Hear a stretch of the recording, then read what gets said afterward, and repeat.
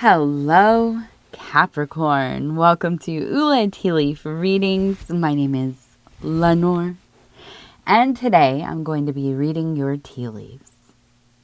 We begin this reading with the energy of the Four of Swords. That's right. Truce. Ease in a situation that maybe has been a little out of control or volatile, or maybe it's just kind of starting to simmer and you're already like, yo, chill out. It is time for things to calm down. Time for things to just be all right. It doesn't have to be perfect.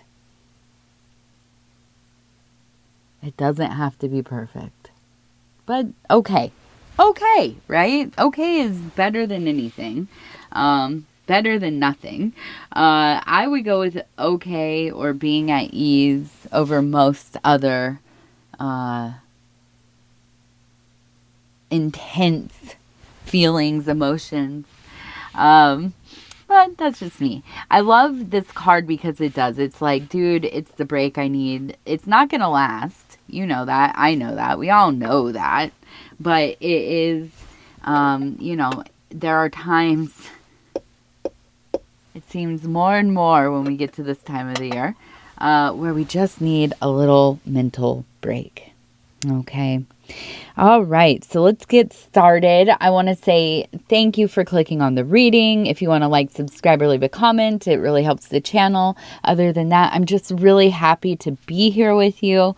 Make sure you look and see if you catch me on a live pretty soon. I have been trying to do more and more lives, and live streams, by the way, not living lives. Living one life is more than enough right now for me.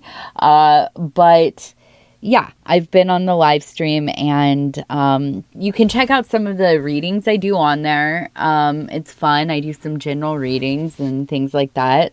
But also I will answer questions. So come over. Check it out. Look for me in the daytime. I'm trying to get to the nighttime, but man, it's the holidays. What can you do?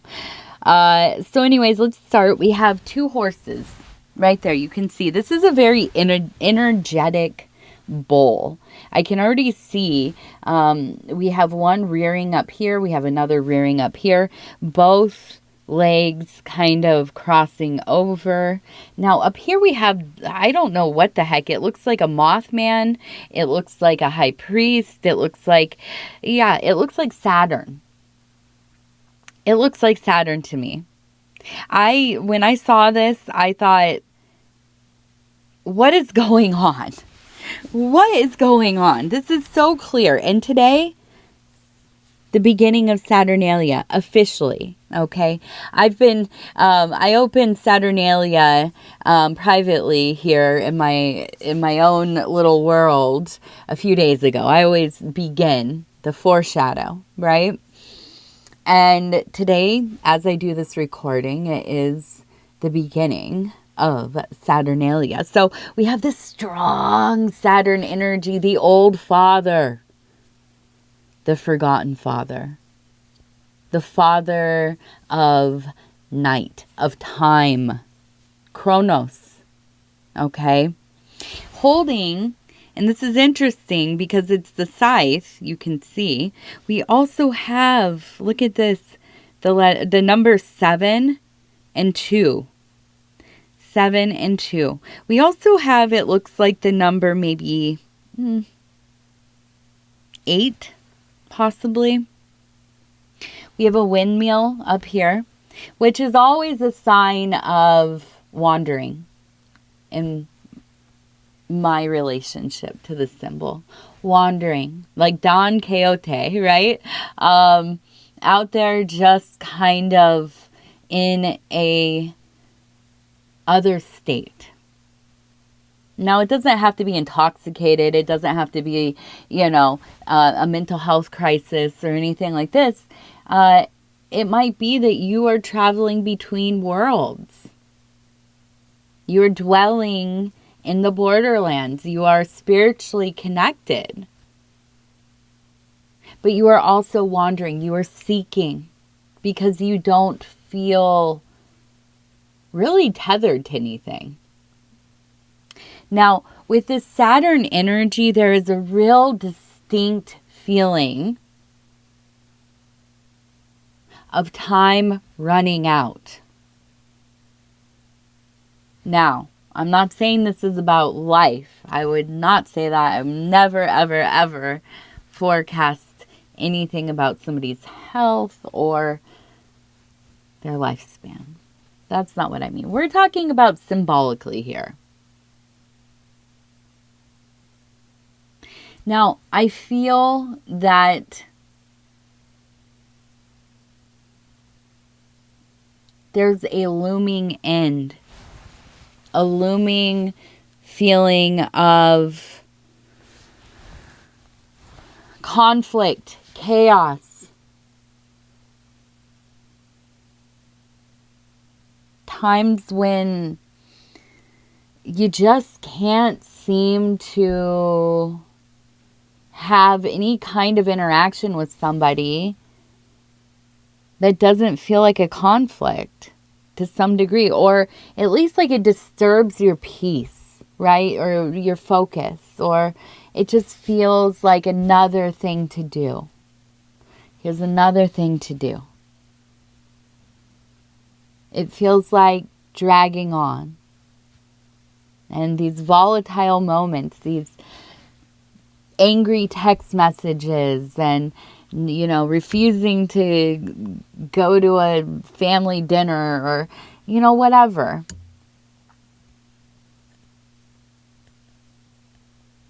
And it feels draining. It feels dire in a lot of ways. I think for a lot of us, and we have that windmill energy, I think for a lot of us, we see that the universe is alive, right? All aspects of it probably all conscious on some level, to some degree, whatever that means. And there's so much. There's so many layers of things. And it's becoming more and more apparent, right? Through the bombardment of information, the way that we connect, and how distant the old world really is starting to feel. There's a lot of overstimulation. There's a lot of noise.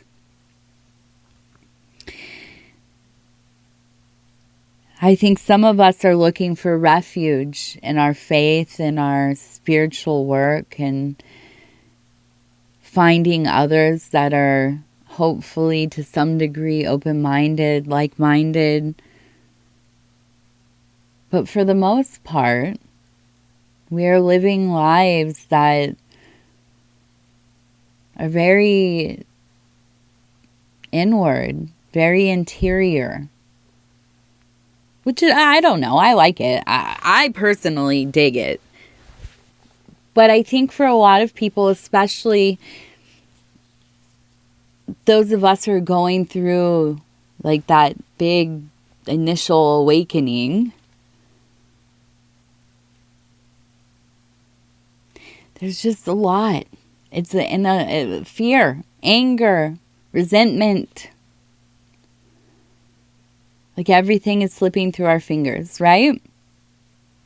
And so I feel deeply as I do this reading, as I really I feel like I sit beside you. I can feel the heat off of your body. And there's just this want for release, for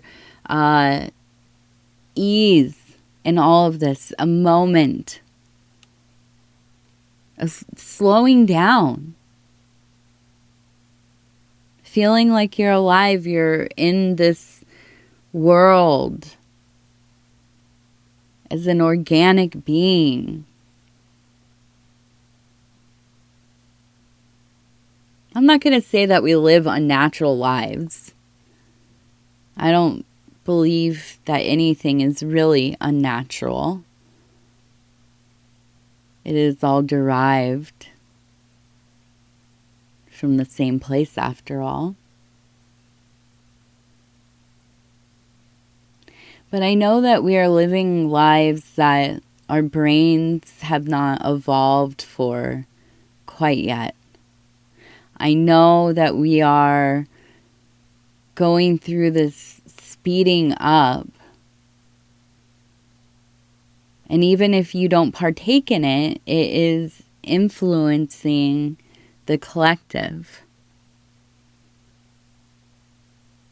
So I know that things are just so different. They're so different than they used to be.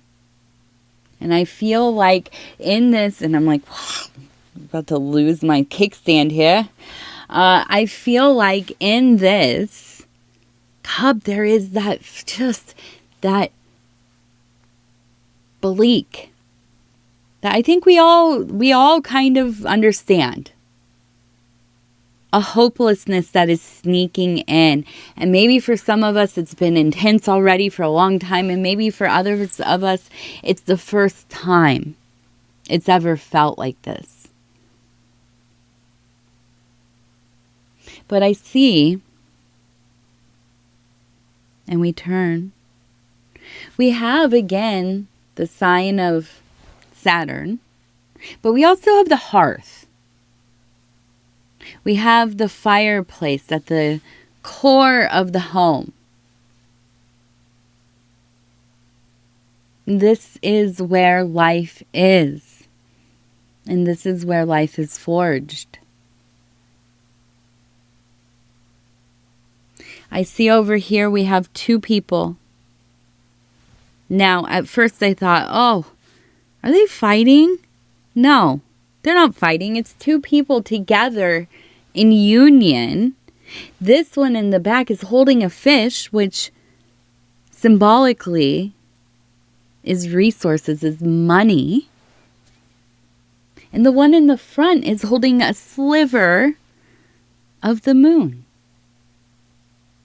These are the creative waters.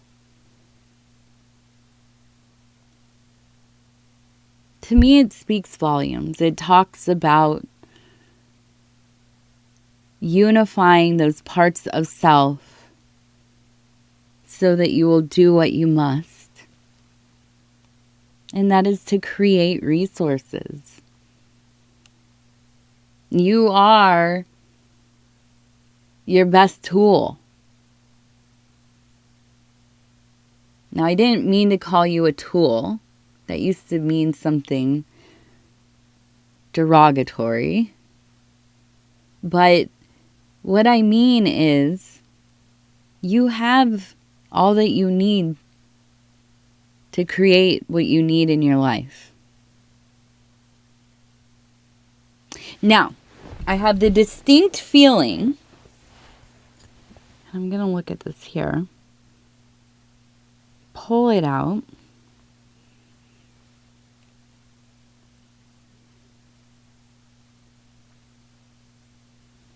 I have the distinct feeling that, So we have a person over here with their head is an eye. Okay. Now they're holding the sword, and we have the house over here. We also have a bird that looks to have it looks like the letter H above its head. But then, what's the other part? We have the word east. E-A-S-T. East. Right? Is that the way I saw it? Yeah.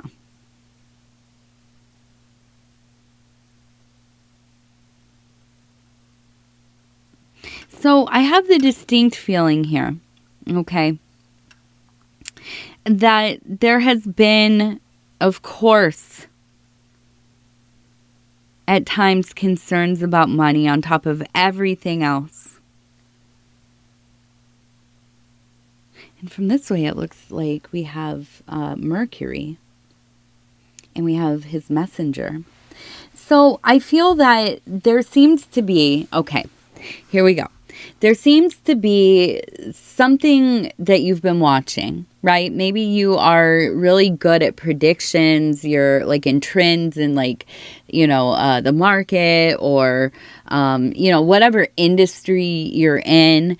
You're really very astute when it comes to like pattern recognition. You're really good at anticipating things. You're really good at making, predictions. You're really good at predictions. Okay. So I feel like usually you like to do this. You don't really do much with it. Okay. But I see in this next period of time, and I'm going to be very careful to say I'm not talking about gambling of any kind here, or promoting any of that. But I do feel like because you are very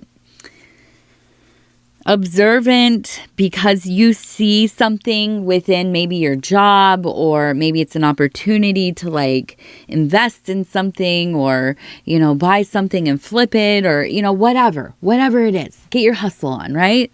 I see you taking that chance. And I feel like this is going to shift your ability to really take care of your home, your domestic life. And I feel like that's at the core of all of this. Of course it is, right?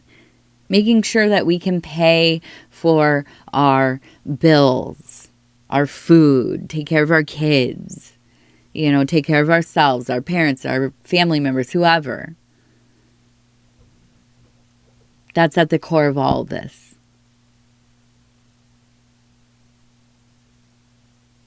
But I feel like this is it almost feels like it's a situation where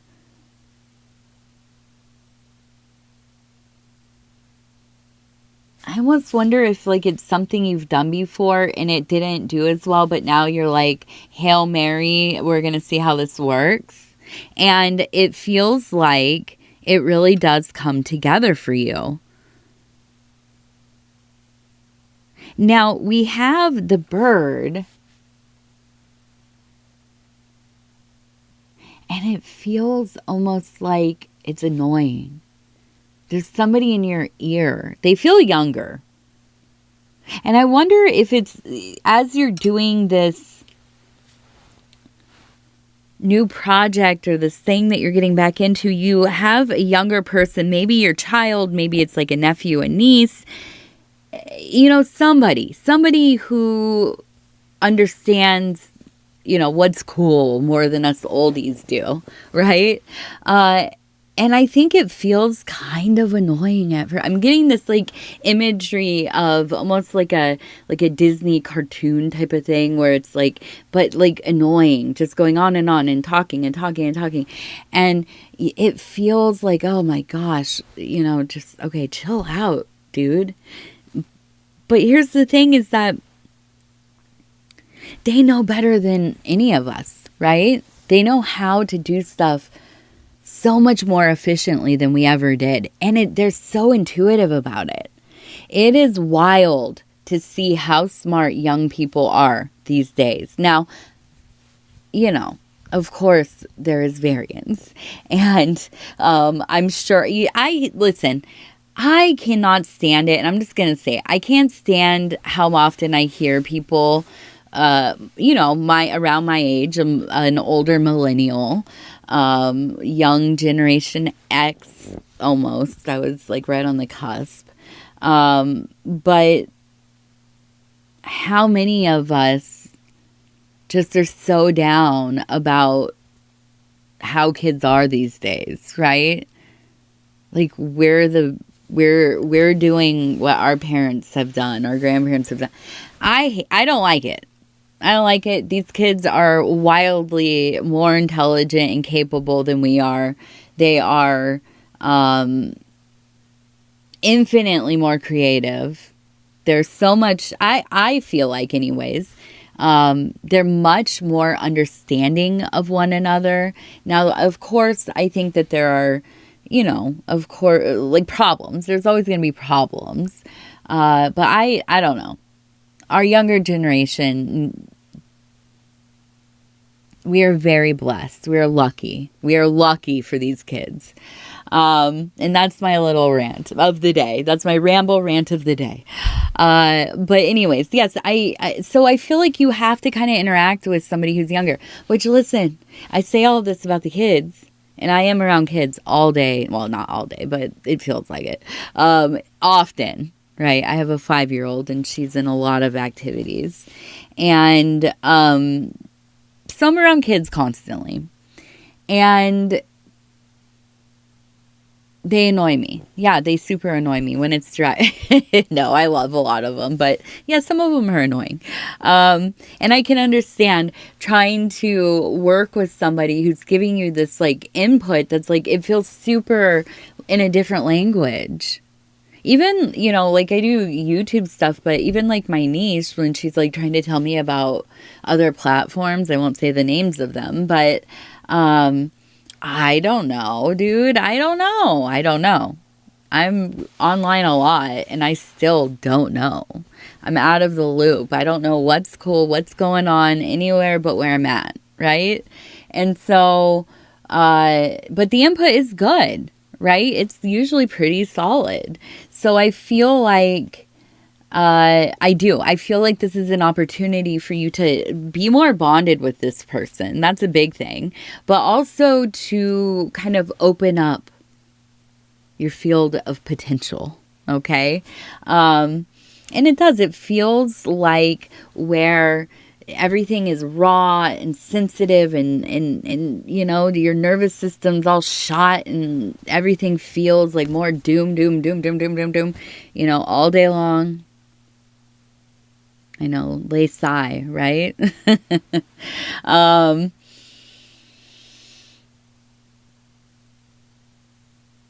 There is this rising sense of freedom. I don't know how, I don't know why, but you're blessed with this opportunity to find some ease. Hopefully, me doing this reading, I'll get a little bit off of it as well. But we also have this energy of the East, which I am interested in.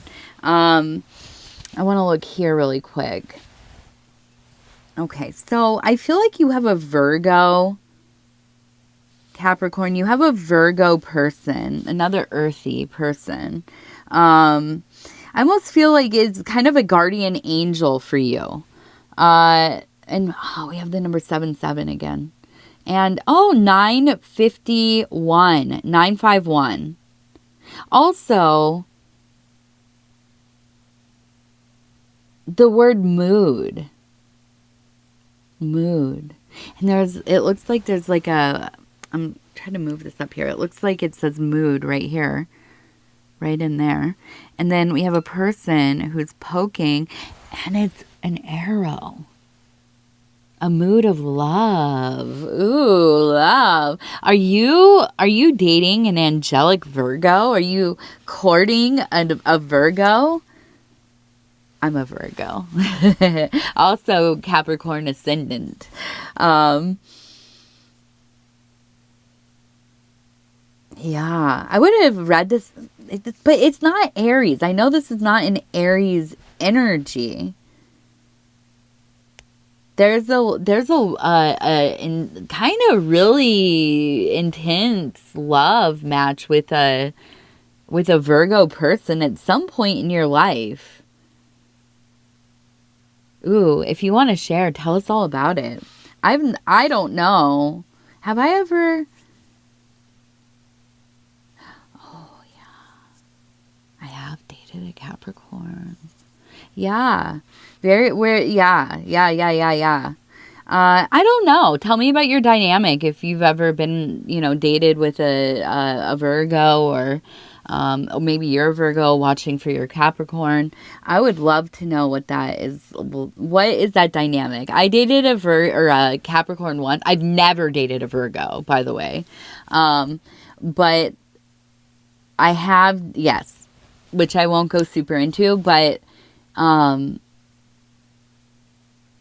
did not work very well for me. Obviously, I'm married to a Cancer now.